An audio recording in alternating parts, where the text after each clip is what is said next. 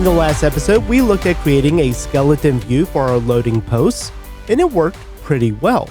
However, when we talk about code organization, this approach does leave us wanting to change things up a bit, and that's simply because in the index action, we had our list of posts that was the skeleton view, but then we had a partial for the cards, and it just feels a little bit strange that we have one thing that's related to the cards somewhere else.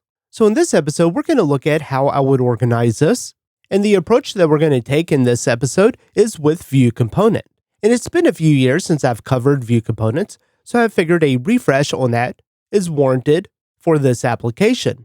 And so that's what we're going to be looking at in this episode, is how I would then refactor what we did in the last episode with ViewComponents. And did you know that you can go to railsstore.com to get your own Ruby on Rails t-shirt or your Drift in Ruby t-shirt? To watch this full episode and more videos, visit driftinruby.com and subscribe to the Pro membership.